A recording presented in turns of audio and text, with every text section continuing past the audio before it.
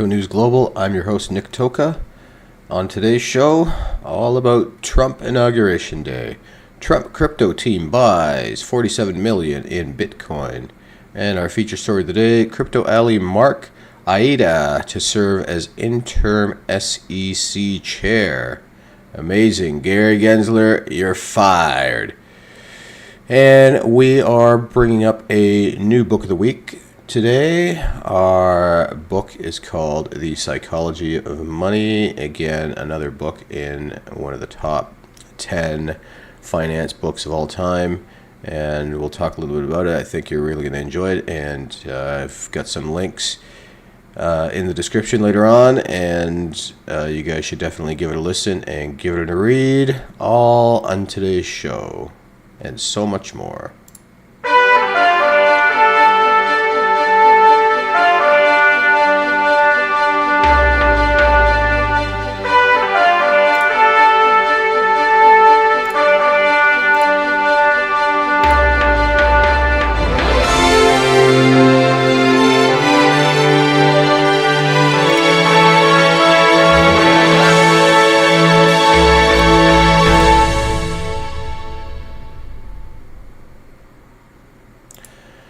Welcome, Crypto Fam, to Bitcoin News Global. I'm your host, Nick Toka. Today is Inauguration Day in the U.S., January 20th, 2025. And congratulations to Donald Trump in taking the reins away from crooked Joe Biden. And hopefully the next 4 years will be much better than the last. On today's show, we're going to go through our market watch. We're going to go through our technical analysis. And later on, we are going to unveil our book of the week, which is called The Phycology of Money. We'll talk a little bit about it and its benefits in spending a little time reading or listening to it. I found it pretty good, and it's helped me and peers millions and millions of people around the world. Let's get right into our market watch for today. Bitcoin had a bit of a roller coaster ride. Currently, Bitcoin is up about 1% at 102,000 US. Ethereum up about 1%, 32.58. XRP up 3%, $3.11. Solana down after the pump that it's had over the past, really over the weekend. Since the Trump and Melania coins came out, a lot of money went into Solana-based coins and the meme coins that they were associated with. We've got Doge down 3.5% at 34 cents currently. Our crypto market cap, we've got Bitcoin at 2 trillion, pretty much bang on at 2 trillion. Ethereum, 392 billion. XRP creeping close to 180 billion. Solana 114. Remember, this was at 135, I believe, the other day. Solana. Doge at 51 billion. Cardano 35 billion. Tron to wrap up the top 10 at 20 billion market cap. The total market cap, let's refresh this to get a current number. Yep. 3.44 trillion US dollars. We've got Bitcoin up a bit at 58.72 market dominance. Ethereum steady at 11.4. XRP also steady 5.22. Solana at 3.34% of the total crypto market cap. And let's go into our crypto bubbles, and we'll see here that the Trump dump is in play, and also the Melania dump was also in play earlier on. We've got Fartcoin down 20%, Trump down 28%. A few things moving away from the meme coins and into things that are maybe a little more stable. We've got Algorand up 5.5%. Ray, haven't heard of that. I think it's actually one of the AI coins at up 20%. AAVE up 11%. That's our crypto fear and greed index today is at a 76 in greed. Yesterday also 76, and last week is 63. We have approximately 1,077 coin days until the next halving. 169,858 coins left to mine until the next halving in approximately April of 2028. And in total, there are 1,187,057 Bitcoins left to mine until the year 2140, when the last Bitcoin will be mined. And in our total global market cap of companies, there's no change here. Bitcoin's still creeping up behind Amazon, but we've got gold, Apple, followed by Nvidia, Microsoft, Google, Amazon. Then we've got Bitcoin, Saudi Aramco, silver, and Meta at number 10, Tesla at number 11 overall globally. And you can currently get 977 Satoshis for $1. And this is the first time I've seen the U.S. debt not go up about $6 billion. It only went up about $3 to $4 billion yesterday at currently $37,376,808,000,000. And per citizen holding steady at $106,965, and per taxpayer owing $323,045. So we had the Trump inauguration today. The whole day was about Trump. I was a little busy, didn't catch much of it. I did catch some of the executive signings he did at the end, and he talked about same things he's been talking about during his campaign and more recently after he was voted in. Tariffs, cutting taxes, deporting illegal immigrants, cutting down on the problem they're having at the border. The typical presidential things. Oh, and stopping the wars, of course, that are going around. Conversely, Biden spent his morning pardoning his friends and family. I mean, you couldn't think of anything more corrupt than that. So it was a little embarrassing, to be honest. I do like Trump. I like the way he's coming in. I like J.D. Vance. I like Vivek and Elon in the Doge position. I think they're going to do good things and streamline the government. Hopefully they cut out a lot of the fluff and they actually do make America great again. I'd like to see it. I think the world has benefits of that, and additionally Bitcoin has got benefits to that, leading into our first story. And Trump crypto team buys $47 million in Bitcoin, and this was today, middle of the afternoon. U.S. President Donald Trump's crypto team has moved $47 million in treasury funds into Bitcoin, according to on-chain data. So it's interesting that, this is kind of what we're waiting for, but because he didn't actually announce on TV, hey, I bought money with the treasury, no one's even talking about this. So this is kind of falling under the radar, which is a little suspect, but specifically, the Trump family's World Liberty Financial invested $47 million into Bitcoin. The team purchased wrapped Bitcoin, an ERC-20 token, backed one-to-one with the world's flagship digital asset, BTC. This transaction occurred just hours before Trump took the oath of office, January 20th, to become the 47th president of the United States. So they bought wrapped Bitcoin. David Bailey, CEO of Bitcoin Magazine, shared via X that U.S. President's crypto team had begun rotating its treasury into BTC. He highlighted multiple purchases of BTC made in increments of 4.7 million shortly before the inauguration ceremony. So 4.7 million, and I guess they did 10 of these transfers. So far, they've aped 47 million into Bitcoin over the last 3 hours. Poetic, Bailey posted.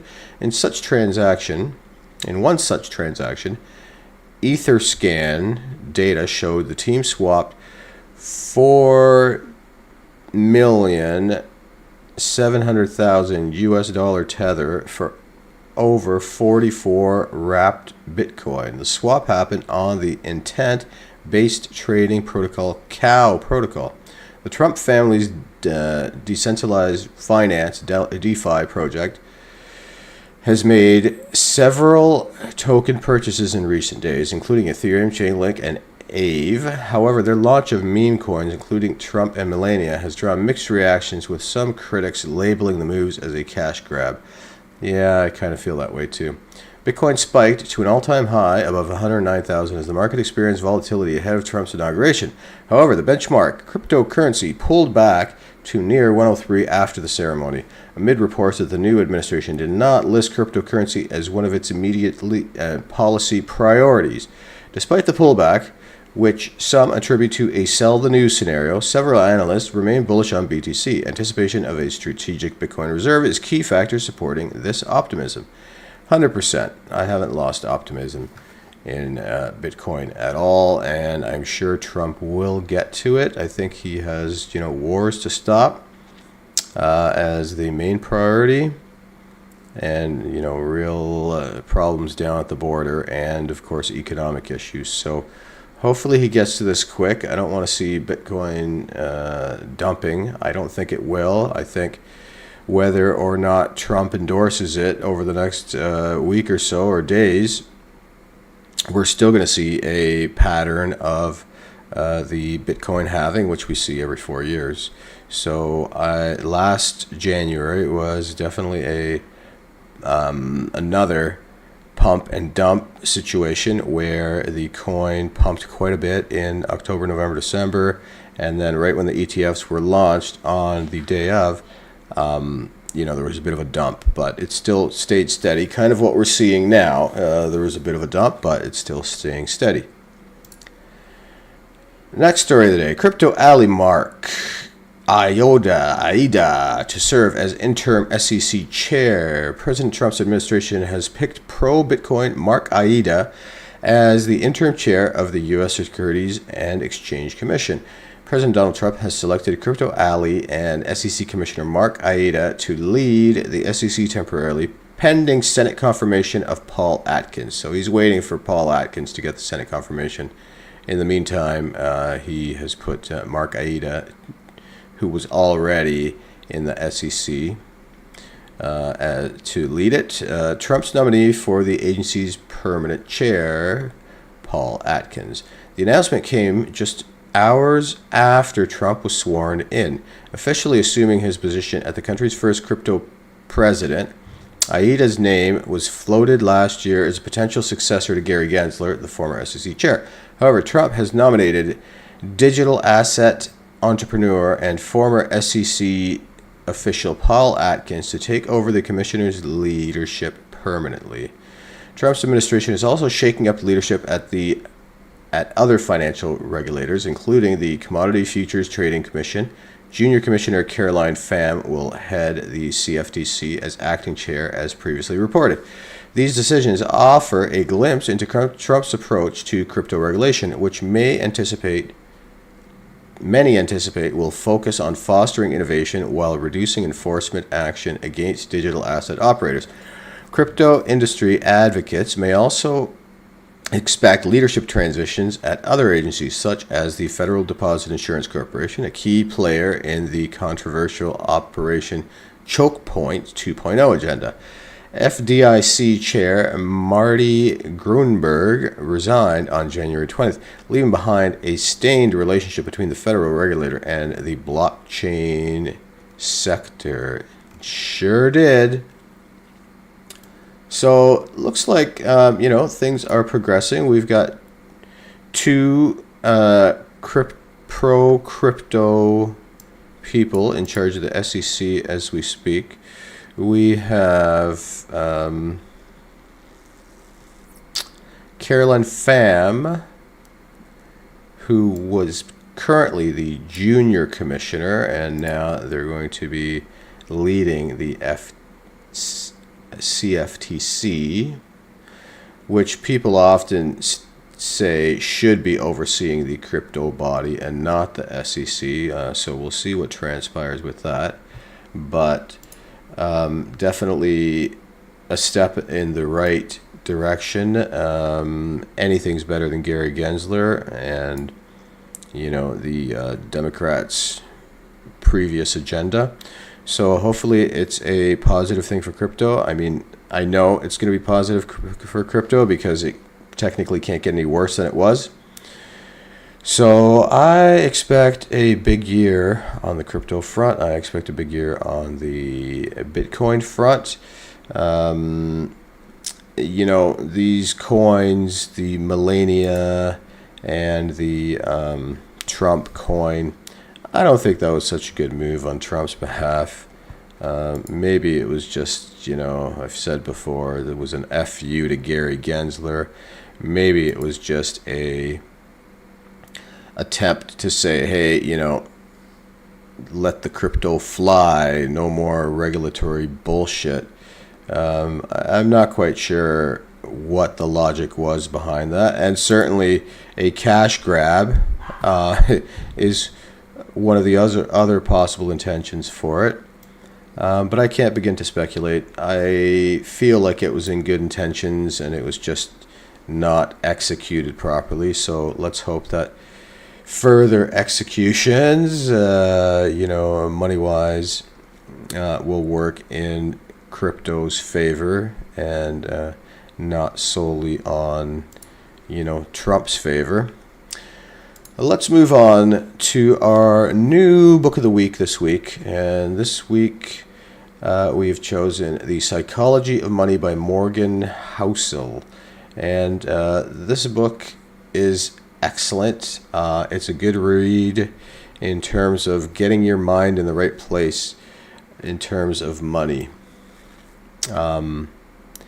We all think of money as something that'll buy you things, but the thing that money buys you is not stuff.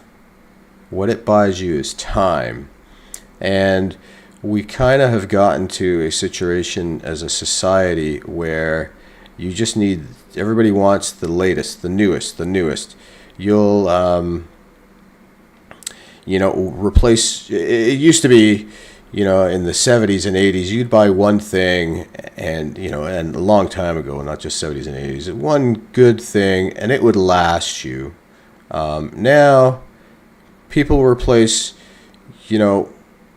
one plastic piece of crap 3 years later with another plastic piece of crap. Just because it's the newest, the latest, the greatest. I need the newest spatula. I need the newest everything, Oh, electric cars. I just bought a car for $50,000 4 years ago. Oh, but now I need an electric car. I'm going to dump my $40,000-$60,000 and buy the next electric car and buy the next thing and buy the next and, live outside of their means, like I keep saying, instead of living modestly. Hey, I need a huge house. My friend bought a huge house. My parents live in a huge house. And then when you do, then there's more expenses in these huge houses. There's more taxes. There's more upkeep.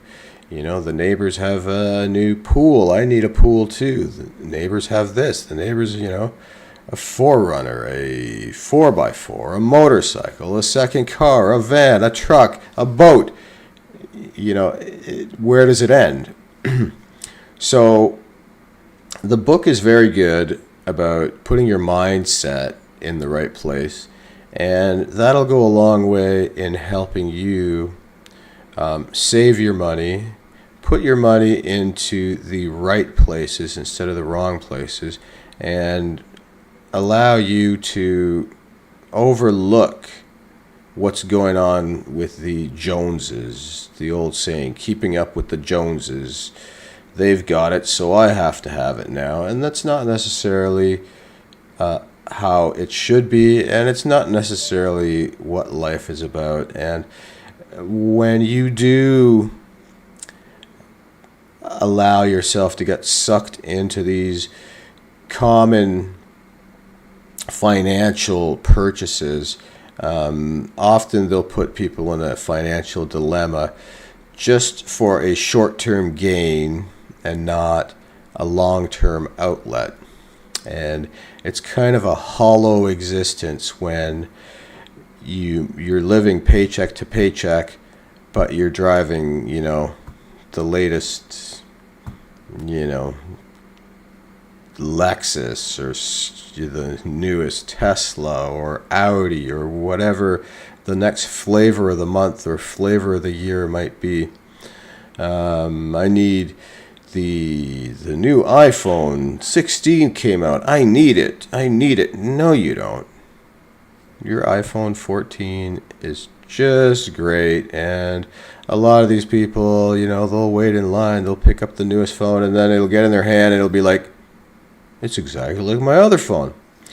So live within your means. This book puts things into perspective, talks a lot about that. Doesn't really talk about where to invest your money very much. I've posted some other books about that. Our previous books of the weeks are excellent for that aspect.